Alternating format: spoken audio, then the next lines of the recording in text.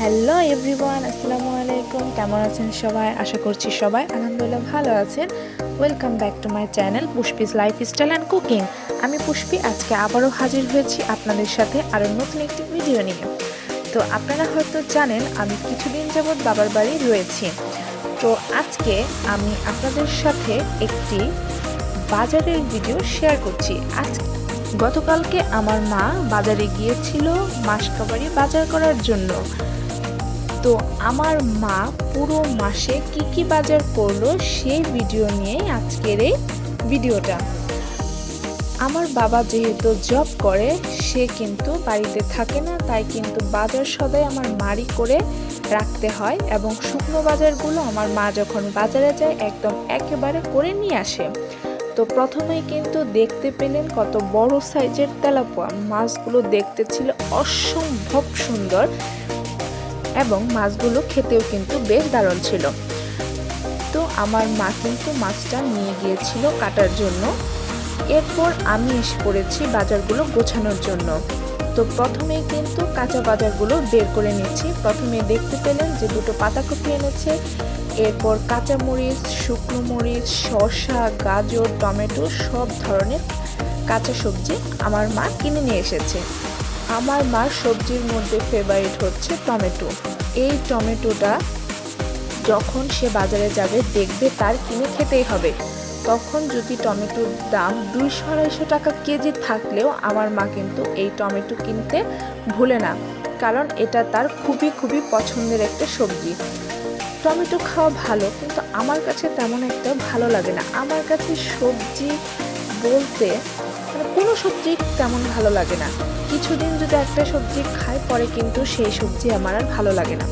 তো এখানে কিন্তু আমার মা খুব বড় সাইজের ফুলকপিও নিয়ে এসেছিল।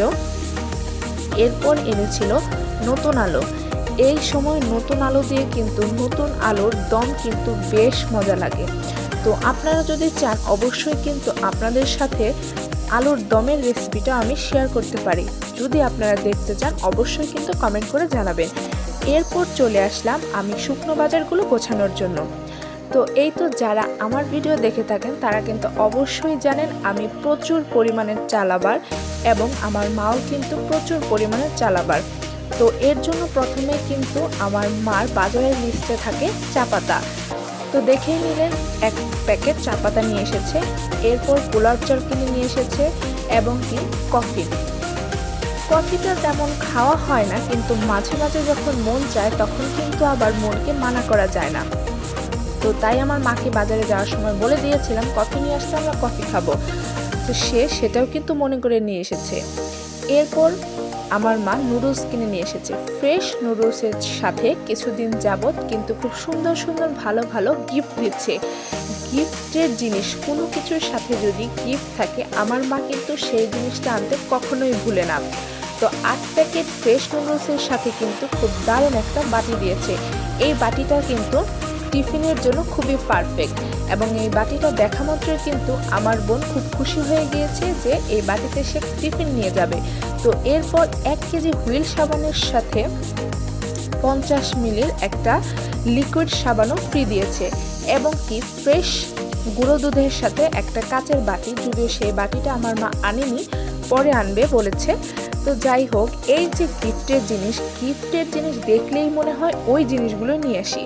এরপর আনা হয়েছে হরলিক্স, যেটা কিনা আমার ছোট বোন দুধের সাথে মিশিয়ে খায়, এবং কি ড্যানিশ এবং কি শ্যাম্পু।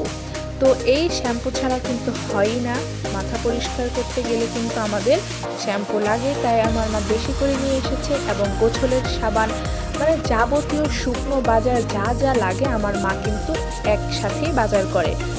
এরপর এখানে ছিল মুগ ডাল।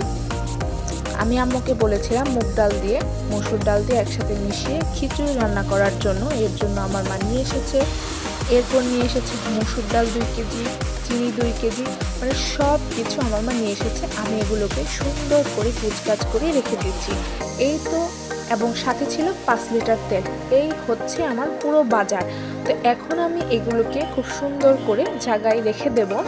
মসুর ডালটাকে বয়মে ভরে রেখে দেবো, চিনি বয়মে ভরে রেখে দেবো, শুকনো সবজিগুলো কাঁচা সবজিগুলো আমি ফ্রিজে রেখে দেবো, শুকনো বাজারগুলো যেখানে যা থাকে সবগুলো গুছিয়ে রেখে দেবো। কারণ এগুলো যদি আমি এখন তাড়াতাড়ি করে গুছিয়ে না রাখি তাহলে আমার বাচ্চা কিন্তু খুবই ডিস্টার্ব করবে।